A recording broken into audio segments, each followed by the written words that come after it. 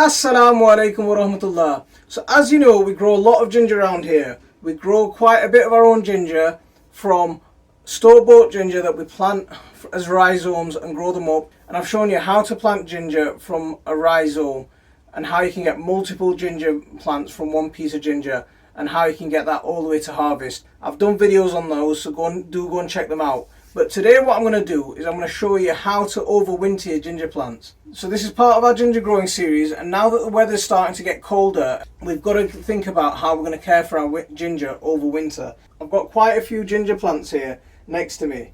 So I've got some at different stages of their life, so some are a bit younger than the others.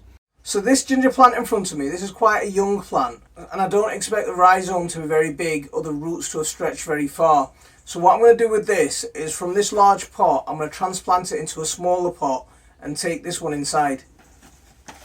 So what I've got here is I've got a small pot.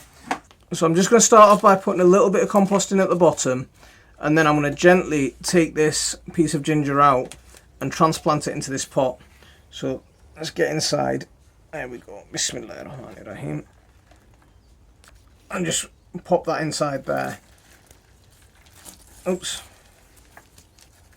Now go for as big a pot as you can for the space that you've got inside. Now I haven't got masses of space.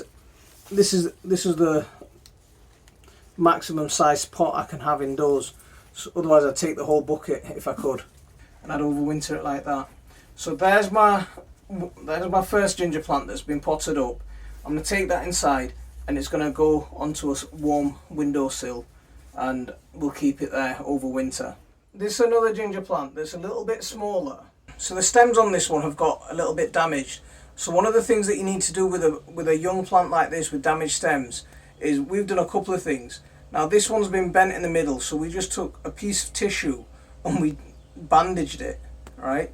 And that's grown up and it's managed to grow leaves and it's growing well. The tip's damaged here, it's bent over and it's starting to die off, as you can see at the top. So what I'm going to do is where this bend is, I'm just going to snip it off. I mean, that ginger leaf is edible, so I'm going to take that inside and we'll use that for cooking. But I'm going to leave that, and I'm gently just going to top dress this with some fresh compost over the top.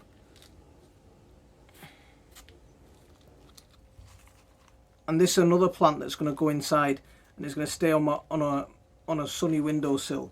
In the native climate, ginger grows an understory plant, so they don't need masses and masses of light, but they do need some light. And that's one of the things about them in the native climate, the days are more of an even length. So in the native climate, ginger is a plant that is an understory plant, and so it doesn't need masses and masses of light, but it does need warmth. It does need a lot of warmth, and in a cold greenhouse, in an unheated greenhouse, it just won't do it. So what I'm going to do with this is we're going to take these plants, we're going to put them on a sunny windowsill, so they get as much light as possible. But light's not crucial, the warmth is. Now what might happen is, you see this yellowing of the edge of the leaves. If we get that on this plant and more on the other plant as well, then what I'll do is I'll snip them down to about 6 inches above the soil level, and then I'll just leave them and then let them die back over winter, and then next year in the spring they'll re-sprout. That's one thing that ginger does do, is it does re-sprout. In the native climate it's a lot warmer, they'll naturally die back when they're in the ground and then they'll sprout up again. Over here we've got to store them at least 5 degrees Celsius. We don't want to let it get colder than that, because if it gets too cold or if the soil freezes, the root will just turn to mush. So with this one, what I'm going to do, like I mentioned, this is going inside.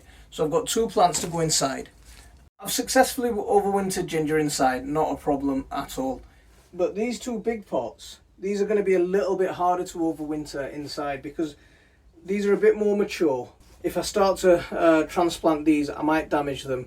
And that's not something that I want to do. I don't want to damage the roots. I've tried to overwinter them like dahlias before, take them out, store them in a bit of dry compost, but I've not had much success with that method.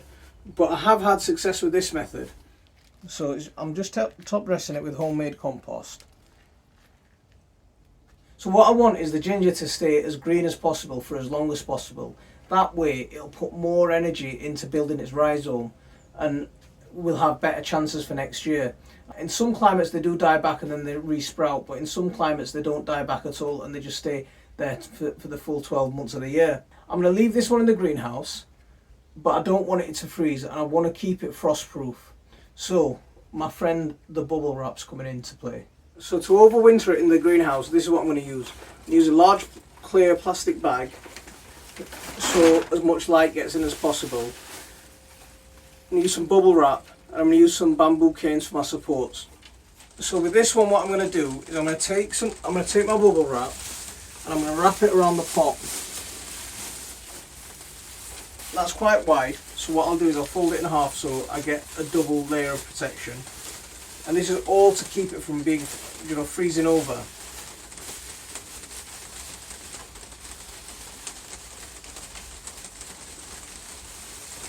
So I'll wrap it around my pot.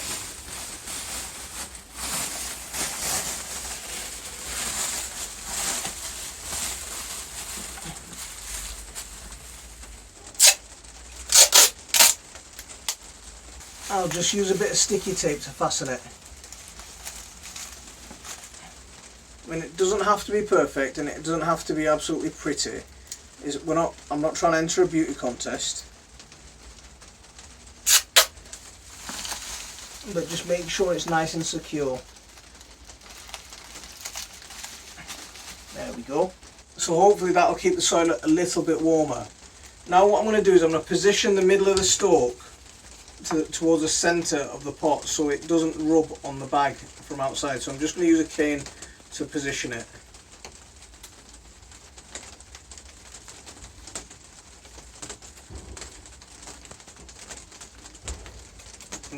There we go.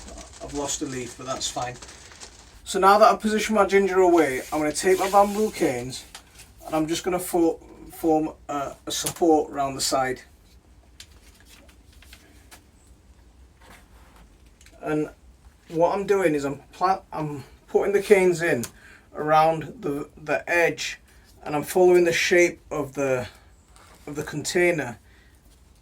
So for a couple of reasons. One is not to damage any roots for the ginger, and the other is because the pots are a V shape. What happens is if you follow the edge of the container, when you plant these canes in, the sticks are wider at the top. The structure is wider at the top than it is at the bottom, so it gives the leaves and stuff a little bit of breathing space and a little bit of wiggle room. So one more cane in just there, and there's my support structure in place. Now I'm going to take my plastic bag and I'm just going to pop it over the top. And this is, I mean, it's not anything special. It's just a plastic bag that my chicken bedding came in. So it's just going to go over the top. So one of the good things about that is it's quite a large bag.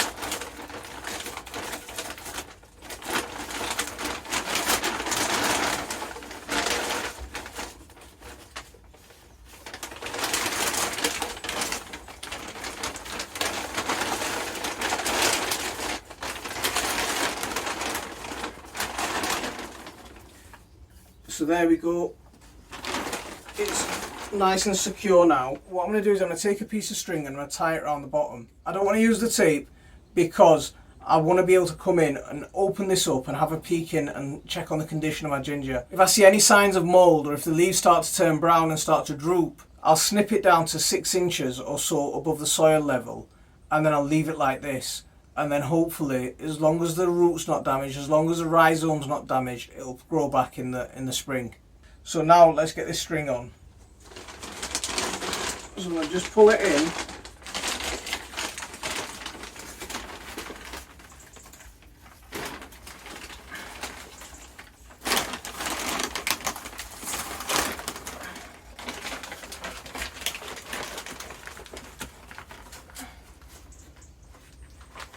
And I'm just going to tie it at the bottom.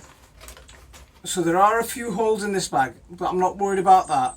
This will give it that protection. I just want it to stay frost free. I want it to stay above about 5 Celsius. This should give it that protection. I mean, The lowest I've seen this greenhouse when we've had a ground frost outside at the moment is about 5 degrees. Once I fire up my hotbed and get my hotbed heating up again, this should stay about 5 or 6 degrees on a really cold day throughout winter. If you haven't seen how I've done my hotbed, go and have a look at that video. I'll leave a link for it up here. But it's a really cheap, free way of heating a greenhouse. What I'll do over the next couple of weeks is I've still got lots of work in here to do. This bit of gourd needs to be taken back. There's some tomatoes that need to be taken out, and I need to start deciding on which chili plants that I'm going to overwinter and how to overwinter them. I'll do some videos and I'll give you some updates on that. Every few weeks I'll come back and I'll check up on this ginger plant, and I'll make sure that the plant's nice and healthy underneath all of this. And in spring we'll have some more ginger growing. I'm going to take the other 2 smaller plants indoors, and I'm going to do the same with the other plant in the other big bucket that I've done to this one. So I'll leave it there for this one. Assalamu alaikum wa rahmatullah.